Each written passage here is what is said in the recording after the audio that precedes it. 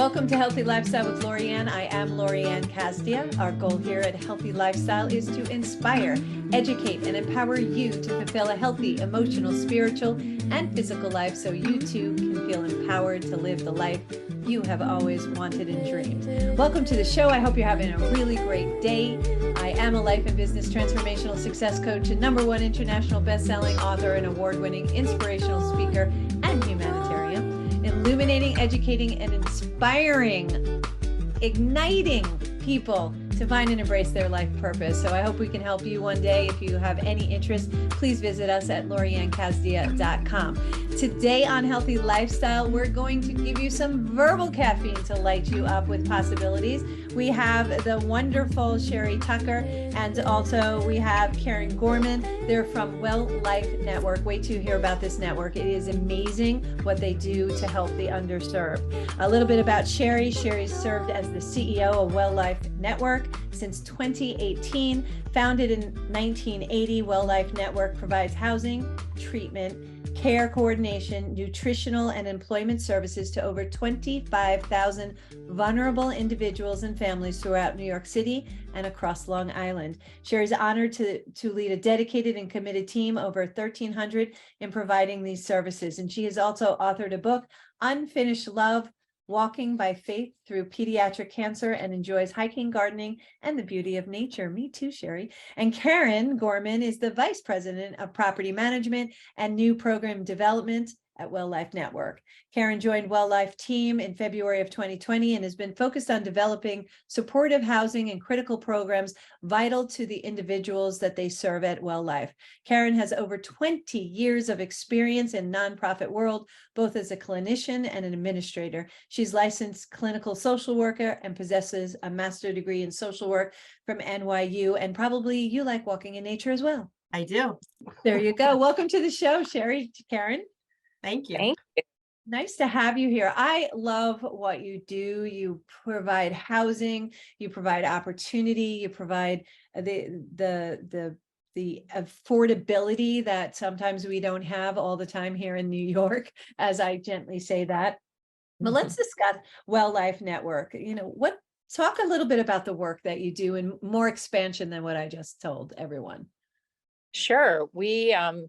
We do just about everything when it comes to helping people live a well life. That's why we decided, we rebranded ourselves probably, it's been 6-7 years ago to WellLife Network, because we really wanted a name that personified or embraced all the different things that we do throughout the day in, day out, pretty much 24/7, 365 a year.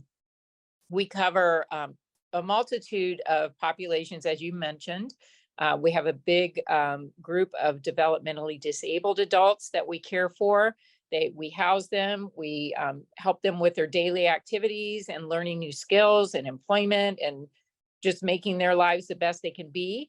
We also work with those that have mental health challenges, all those, the full spectrum, from those that are very, very vulnerable and need 24/7 care. We have buildings and apartments and different living facilities for them, as well as those who, have had some kind of mental health challenge in the past, but just now need some care, some support on a monthly basis. And so they live in apartments throughout the city and Long Island, and we give them all the different directions and avenues to really fulfill their full potential as well. We do adults and children in the mental health. And then we have a large substance use disorder practice as well, where we help individuals facing those challenges, which we know has been just ravaging Long Island and New York City in many different ways. So it's a very important area for us to feel that we're providing the support for people to overcome those challenges, to really emerge on the other side, facing life in a much better position and able to continue on with their hopes and dreams. Yeah, sure. Add to that. Yeah, Karen, have anything to add? I think part of, the big picture for WellLife is really around recovery and independence, education and awareness. And that's really our big our big kind of philosophy for all of our services, for all of our individuals. We want all of our individuals to reach their highest potential, to live the lives that they want to live in the community where they want to live with their family and their friends, and really be integrated into the world. You know, individuals with excuse me, with disabilities or vulnerabilities want to live the same life that everybody else does. So we're just trying to create opportunities for that to happen. Yeah, it's great. And the housing facilities, I know you're in the process of building one out by where I am, and it's a gorgeous design. It has all these different amenities. You think of everything. Plus you have this humongous, beautiful facility on 112 where you have a lot of medical treatments, doctors, and different tools available to your clientele. Not necessarily medical, it's more the behavioral health side of the world. We do have a relationship with a group that does come and do some medical work with them, but for the most part, these are individuals that come to us again for assistance in the mental health arena, and this is where our children's services are based. We also do a lot of what's called care coordination, where we help people connect all the dots and really find the resources they're looking for that will help them to meet their goals. And so, yeah, we have locations. We have over 80 locations throughout Long Island and New York City. We cover the full gamut of, all areas and try to make sure that WellLife Network is there to serve, every individual that's looking for help that we can help. And it's such a challenge, you must have a really big challenge because there's such a need for affordable housing, but expanding onto Long Island, how has that been? Well, it has been fun. Let me say it that way. No, it's been very interesting. We have, as you said, we have a lot of buildings in place. These buildings are, as was explained, are just really designed to be as normalizing as possible. We want everybody to have a beautiful, safe, secure place to put their head down every night, and to have environments that are very relaxing and supportive of living a well life. So the latest one that we opened was in Queens, but now we're trying to expand that footprint into Long Island. We do have one building in Island Park in Nassau County. And that was put in place probably, gosh, it's been 8 years ago, I believe. And it was a journey to get that one in place. So we're now working to put one in place out in Medford. And it's been a learning experience for Karen and I. We've worked really hard at trying to navigate, and grateful for the support that you've given us in that arena. But, I think it's a stigma that's starting to lift. People have this fear of, oh, there's someone different moving into my area, and that's going to cause me problems. And what we try to do is reassure the neighborhoods and any businesses or anybody in that community that we have every interest in doing nothing but making their space even better. We come in and we try to lift up the area by providing beautiful spaces for people to enjoy, cleaning up. A lot of times the places we come into are not well maintained, or there's nothing there. So we really want to use that space to add value to the. Karen, what do you think? There's probably some other things you have in mind as far as our experience on Long Island so far. Long Island, like I agree with exactly what you said, Sherry. I think folks are starting to come around to this. I think I'm appreciative that it seems to be a pretty hot topic in the media these days, affordable housing on Long Island. So, and what we're proposing, or what we're developing, is a mix of supportive and affordable housing units. So it's an integrated community option. It is an option for low-income folks or folks that have not met their income potential yet, I'll say. So in other words, maybe an LPN who wants to eventually be an RN may be eligible to live in affordable housing based on their salary, or maybe a senior citizen downsizing their home, or is not able to kind of manage a larger home and needs to downsize. That's really kind of what we're looking at objectively across all of the island. And what we'd like to develop is inclusive housing for people from all walks of life that just want to live here. It's a beautiful place to live, but a lot of people can't afford it. And I feel like we're seeing future generations that are really struggling with the idea of actually living close to their parents. If their parents continue to live on Long Island, they're not going to be able to have the resources to maintain housing here independently. So that's across the board. Our Medford project in particular, which is moving along, is for 55 and over individuals for the whole project. And then it's about 67 apartments, and half of those apartments will be set aside for folks with disabling conditions, and the other half are just straight community beds that there'll be a lottery system for folks to enter to be eligible for those units. And we anticipate that building coming into service probably in about two years, maybe a little bit more, depending on where we stand with the funding rounds and applications that we have to put together in the next couple of months. You mentioned that, some of the communities get a little anxious about the possibilities of this type of housing coming in the area, and that they're getting a little bit more accustomed to it. And I think part of that is communication, because a lot of times there's misinformation out there. And just the fact that you guys are very, very mindful of communicating with the neighborhood, with communicating with the towns, letting them know exactly what the intention is, bringing them in, letting them see all these facilities, and you really take care and own all your facilities. And I love that aspect. If you were in my neighborhood, I would be comfortable with that, because I know there's an accountability part there that has been missing out here. And I think that's where you get a lot of this shifting, because that people come, they drop something, and then they run away, and then there's no accountability. And now we have an eyesore in our neighborhood, and that's not what WellLife Network does. There's also this amazing shortage across the world of employment, workforce shortage, and it doesn't matter what industry you're in, but you're facing that as well. Talk about that a little bit. Yeah, that's knocked us for a loop. I will say that, we emerged from the pandemic, and then we're facing a big workforce shortage. There's been such a shift in the way that people want to work. With the remote working becoming a reality over the pandemic, it really changed the perspective for a lot of employers, including WellLife Network. And we have tried to accommodate and allow people to provide, to be able to do hybrid working when possible. But in many cases, what we do, you need to be there. You need to be in person. We're caring for people, and you can't do that remotely in most cases. So we are in competition now with a lot of other organizations that can allow that, which has created some hardship for us. But we are trying to fight back by getting real creative on our benefits, by really trying to make sure people understand that we're a family. When you come here, you're well cared for.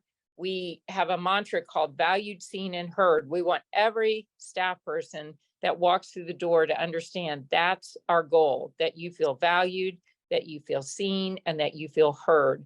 We just had today a 2-hour DEI town hall, and we had over I think it came to close to 200 people joined in. We had a robust discussion on how we as an organization are working hard to make sure we're a leader in the DEI initiatives, meaning diversity, equity, and inclusion. We have a committee that's dedicated to that, and they do a number of things to really help educate and inform all of our staff about all different types of things that are going on, because we want everybody to understand respect is at the forefront. It doesn't matter who you are, where you're from, what you believe, any of those things. We welcome everybody with open arms, and we respect and honor where they are in that place, and hope that they can find a lot of comfort in that when they walk through the door. So that's what we're banking on, to try to get people in the door and keep them here. But it is hard right now. It's very hard. Yeah, that's a good retention mechanism as well, because that's all anybody ever wants. I mean, just think of yourself. You want to feel seen, you want to feel heard, you want to feel valued. When you feel valued, you're not always thinking salary. You just feel like you're making a difference, and we all want to make a difference in the world, especially in care. When you're giving care to someone else, you want to know that you're making a difference, and you want you do want that validation. You have that internal validation, which is good, but we also need that external validation now and then, and that you have this program is really encouraging. I love the theme behind it, and I'm sure you'll be incredibly successful with retaining your employees from doing that. So that's a really good thing. You had recently a gala where you fundraise, right? And that gala was, I think it was called Night at Morgan Gala. At night, and yes, the Morgan Library. Yeah, the Morgan Library is awesome. If you haven't been there, you have to go to New York City. You have to go check it out. It's not really something you can see all of the elements of. You have to kind of be part of it to do it, but it's a beautiful site and it's very historic. How was the night? How was the gala? I know you do fundraising. And by the way, WellLifeNetwork.org is the website for WellLife Network if you're interested in employment. If this sounds like a really good place to work, which PS, they're really good people. So you're going to want to work here, but also your fundraising efforts. How did that go? I wasn't able to make it back into town. I had a speaking engagement. I couldn't get back in time. It was fantastic. Karen, I'll let you explain some of that. So the gala was lovely. We were at, as Sherry mentioned, the Morgan Library, and it was a really nice venue for folks that hadn't been there before, because the venue allowed for our attendees to just kind of walk around and take in all of the exhibits, while we kind of strategically placed some information about our programs around. So not only were attendees able to, take a look at all the exhibits, but they were also able to kind of interface with some of our staff, a few of our individuals that we work with, in addition to kind of seeing some slideshows that we put up. But it was really at their own convenience. It wasn't a very we specifically wanted to give people an opportunity to enjoy the space. So we didn't have a very long program, which I think turned out pretty well. I think people, since the pandemic, things have kind of loosened up a little and have been a little less formal. And I think most people appreciate that.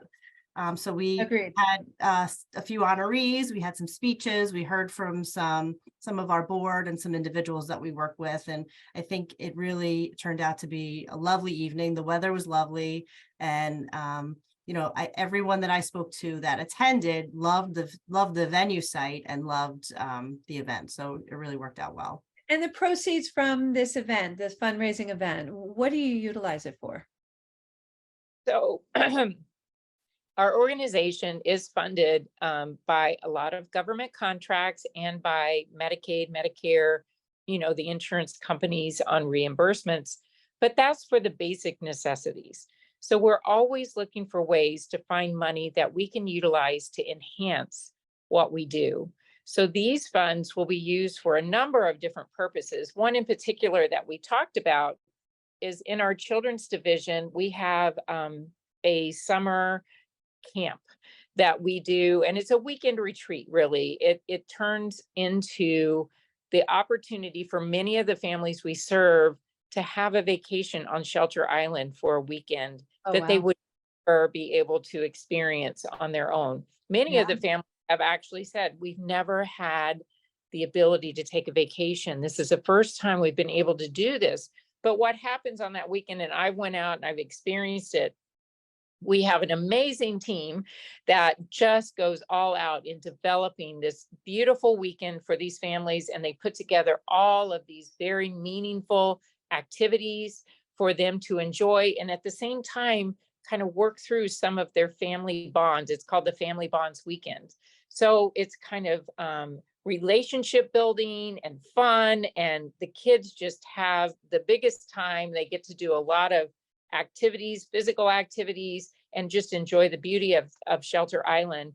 So we wanted to raise funds for that because we were told earlier that we were getting support from Suffolk County, and I'm not exactly sure which program it was, but unfortunately they had to pull the funding. So we needed to raise some money to make sure we could continue that weekend for the families. So that's one specific example, but in many other cases, we want to provide opportunity for our individuals to go into shows in the city, to experience all that New York brings to the table. And many times they can't do that, with their own resources. And we have a specific program now that we put in place in our mental health division, that's what it's all about. Recreational activities that help, again, to bring activities to the individuals, such as soap making, or they have a thing called a barbershop meeting where they'll bring in the barbers, and they'll do lots of work with the individuals. And, that's when people really connect and they talk and they develop relationship. So we want to take it to the next level. And that's what our fundraising dollars really helps to support, is helping us to do even more to help benefit the individuals that we serve. Oh my gosh, I love that. I love that. Again, WellLifeNetwork.org. You're listening to Healthy Lifestyle with Lorianne. We're here with Sherry Tucker and Karen Gorman from Well Life Network. We're going to take a short break and we're going to be right back.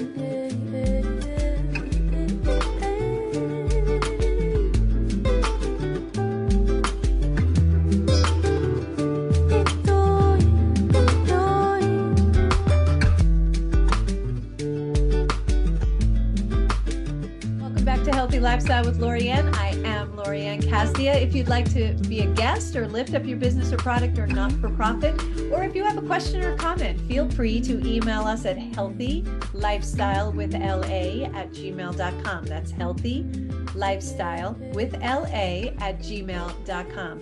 We answer every email personally, and we look forward to interacting with you. Today we are, oh my gosh, we're having a great conversation with Sherry Tucker and Karen Gorman from WellLife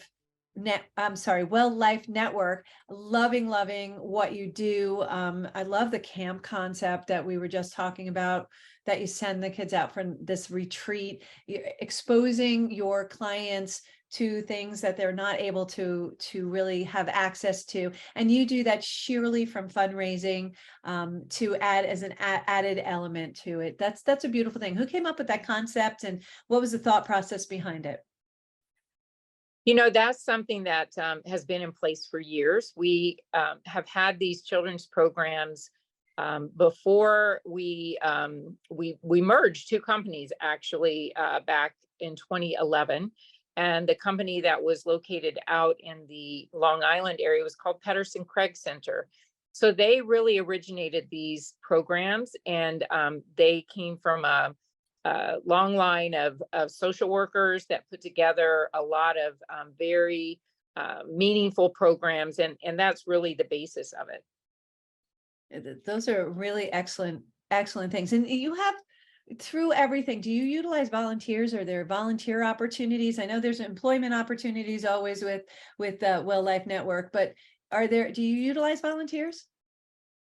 We do. We have a thing that's kind of close to my heart. We call Project Volunteer. I'm right out there.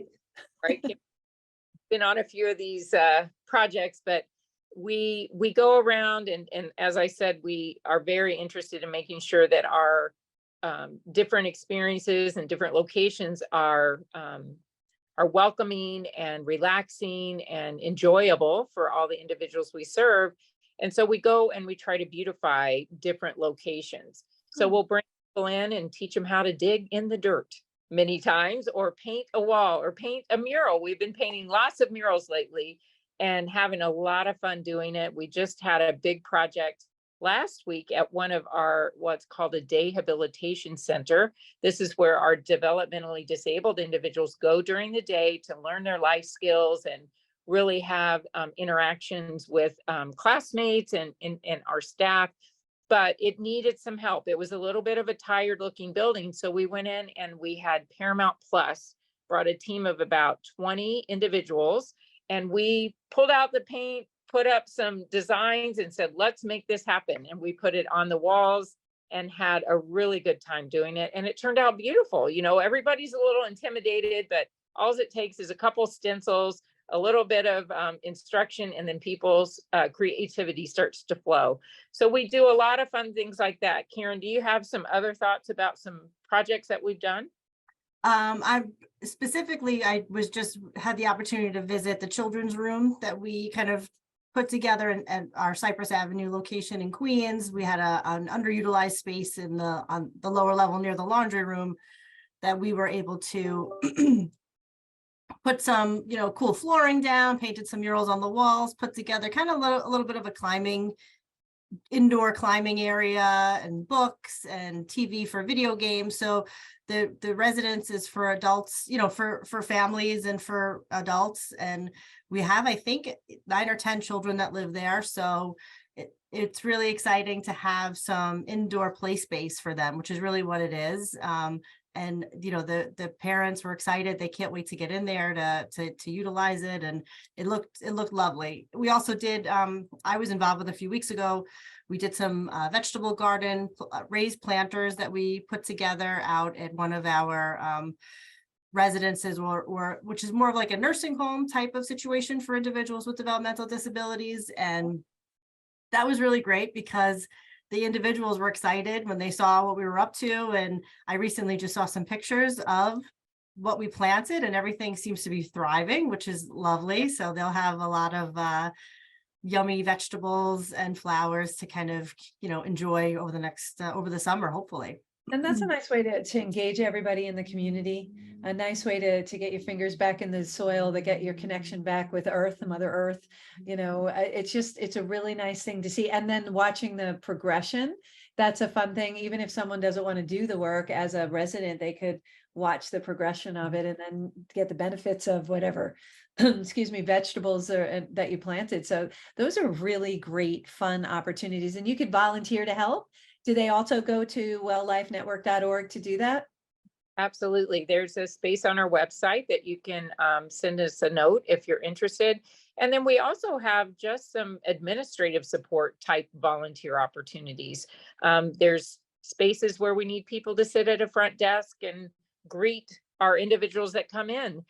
We have one individual who is a staff person, a volunteer, who's been with us, I think it was for 14 years. She Wow. came in 1 or 2 days a week and sat at the front desk and was that beautiful ray of sunshine when people would walk in the door. We honored her the other day and really lifted her up because of all the beautiful support she's given us. And she continues on, it wasn't the end of it, but we just wanted to make sure she knew how appreciated she was. So there's lots of different ways that you can help our organization. We just need to know what people want to do. We have opportunity for people to come teach people how to cook, or, paint a picture or shape some clay. There's so many different ways that you could volunteer at WellLife Network and really make a difference in someone's life. I love that. We What are have, other we, Go we ahead. have 4 food pantries in Suffolk County too, that would be always interested in volunteers to kind of help, there's a lot of sorting that happens in those areas, and lots of like inventory things that we do. We also accept donations in those food pantries. So those are open to the public.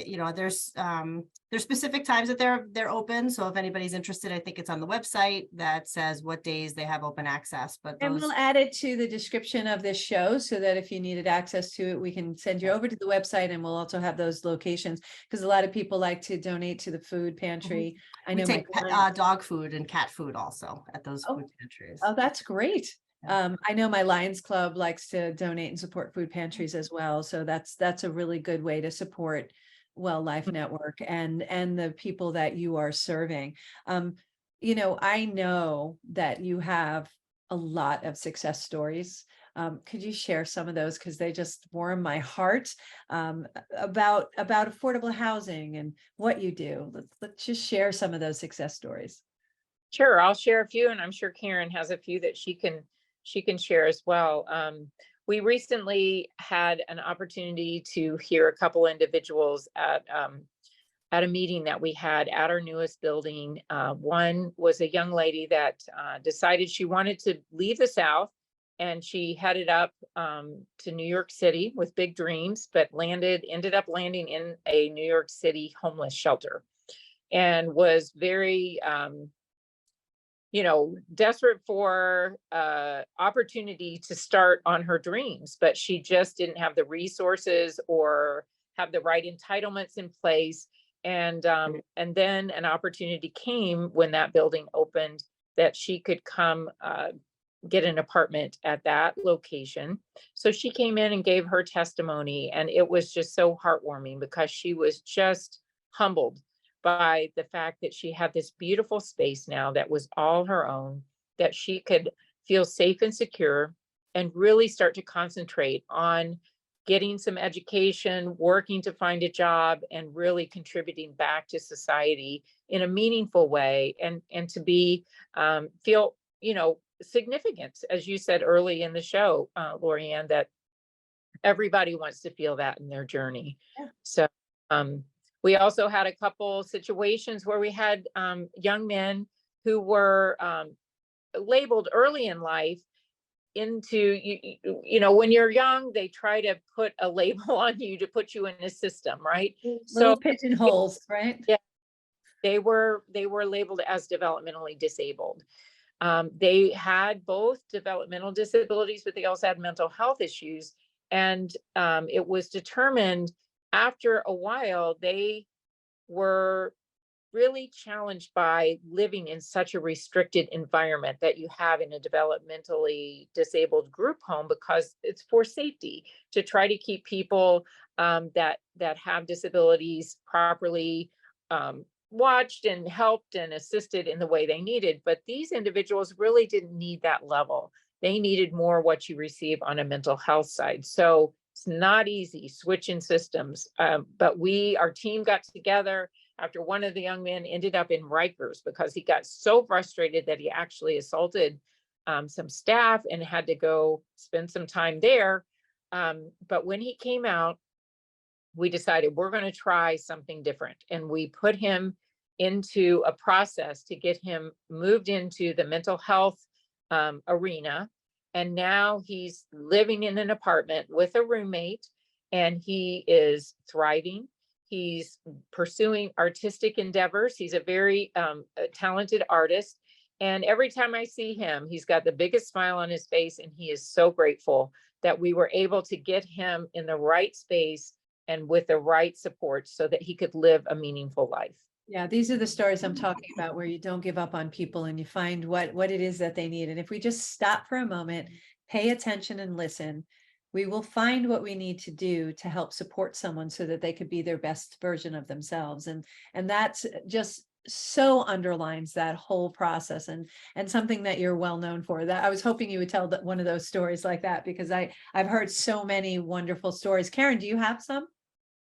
I was just thinking what could kind of be, so during COVID, interestingly enough, we were able to secure a grant from the Mother Cabrini Healthcare Foundation for our food pantries, as I mentioned earlier. And we kind of scheduled these food drives, these drive up. I remember during COVID, everything was drive up and, Drop it all. Yeah. Yeah, so we had, we did a series of these drives at all four of our pantries. Our pantries are in Wyandanch, Quorum, Smithtown, and Huntington. And during that, it was about a 6-month period. Every week, every Friday, we would have a drive up food giveaway. And it was in partnership with Island Harvest and Long Island Cares and Mother Cabrini and WellLife. So it was a really nice collaboration among agencies to kind of help folks. And we had elected officials coming out and working with us, and lots of people. And it was actually a really great opportunity for the staff who actually hadn't been kind of in person with one another to all kind of get together and kind of do this project on a weekly basis. So we ended up serving over 10,000 households over the course of that period of time, which was really showed how great the need was, of course, and just, how we were able to kind of address some significant community needs that were happening. And I think a lot of the folks that were able to take advantage of those food offerings were, folks that were individuals that were employed, but may have been furloughed or lost their job during that period, individuals and families, multi-generational families that have been living in the same home. And, they were really, really super grateful and were able to utilize that opportunity. And I think it was great for us as WellLife, as a team and in an organization. And it was great for the communities that we were able to serve during that time. Yeah, there's something to be said. I'm a Rotarian as well, and serving the veterans on Thanksgiving. they're so grateful. And I'm like, I feel like I need to do more for them, and more for the homeless who come in as well. And they're just so amazingly grateful. I got to tell you, they can't put me on the turkey anymore because I gave them like half a turkey each, because I was just like, anything you want, what do you want? And it's just such a good feeling. And you're doing something so little, but that time matters, because without you there, we can't serve as many people as we do. So volunteers are so germane to an organization like yours, as well as others, to get involved in your community and give back. And it makes you feel good, and then it makes you turn around and be even more grateful for what you really have, because now you're looking at it through a different lens.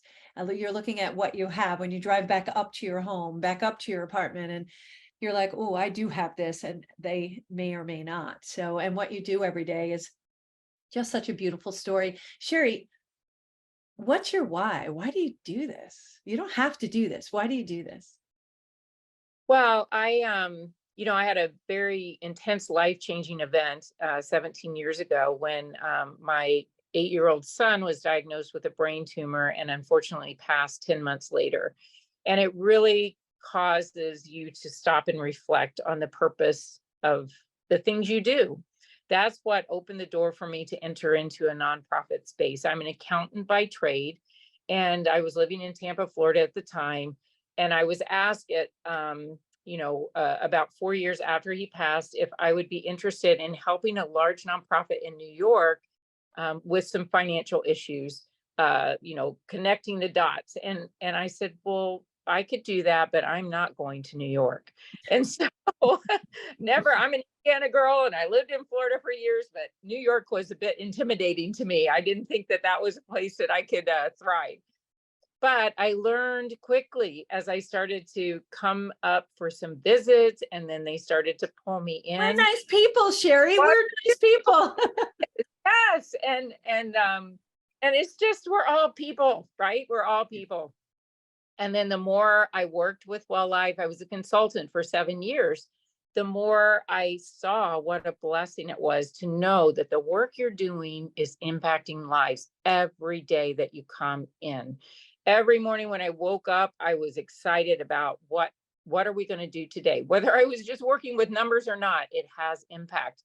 And so that's what really grabbed a hold of me. And they eventually talked me into becoming an employee and then to moving up here. So I am born in New York all the time, and enjoying it, love the area and all that it offers, but more specifically, just love the opportunity to help people. Like you said, giving back is the most healing salve that you'll ever have in your life. And you always receive more than you give. It's just been over and over in my journey. That's why it's important to really find these opportunities and give back. Yeah, so true. I love what you said. You always get more back than you ever anticipate than you give. And it's not that's the why you do it, but it's just what happens. It's just the law of attraction that's at play. I love your story. I think that's beautiful. Karen, why do you do this? I have, as you mentioned earlier in the bio, I'm a social worker. It's interesting. People ask me what I do, and I say, well, I'm a social worker by vocation, I guess, or by trade, but I'm kind of in this administrative real estate development world, which is interesting and fun and challenging. But similar to, what Sherry mentioned, and particularly associated with housing is that I live here on Long Island. I have young kids. I love it here, but I see it to be a challenge for young people to continue to live here. I hope for others to experience the life that I've been allowed to live here on this island. And there is certainly some barriers that we need to break down. There's some systemic issues that exist in Nassau and Suffolk that I think we can overcome. So I'm really passionate about that. It really, even though we're making progress in our Long Island projects, it's a lot slower than New York City. We have a little bit of ways to go. But it's every step that we take that moves us forward is so inspiring to me and to these projects. And I'm just so kind of dedicated to making sure that they they get to where they need to get to. Yeah, I hear you on that. It's like one project at a time. But every time you do that, you get to serve more people, and that one project serves not only the people in the facilities that you have, but the community surrounding it, because that makes people aware. Fear is based out of not knowing. It's the unknown. So we can take that fear away by just understanding and relating and being relatable, which you both are. You're amazing. Your team is amazing. I love WellLife Network so much. And when you were talking about, working and how you came up and you came up from Florida to come up here, it really is. What a great environment to work in when you feel so much gratitude. I hear gratitude from both of you at the job that you do. You love what you do. You get up every morning. It's a company you just really want to step out and work for, volunteer for, do something.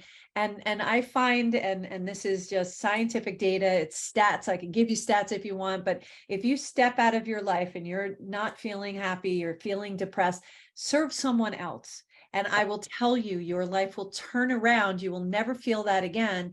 One, because you're going to see the world with a different light. Two, you're helping somebody else, and that always has that internal feeling that is so good and yummy. And three, more importantly, you really get a better view of what your life really is about when you see how other people don't have as much as we do. So what you do, I applaud what you do. I love this company. I was just recently exposed to it. I think it's amazing. I hope to have a very long relationship with all of you. And we continue to build on Long Island so we can give more affordable housing. So someone like my son, who right now is currently apartment shopping in the Brooklyn, Bronx area, is having a beastly time trying to find something he can afford to stay here, because he loves New York and wants to stay here. So I totally understand that kind of frustration level, and that you offer that is just so beautiful. So thank you both for being on. Thank you for what you do.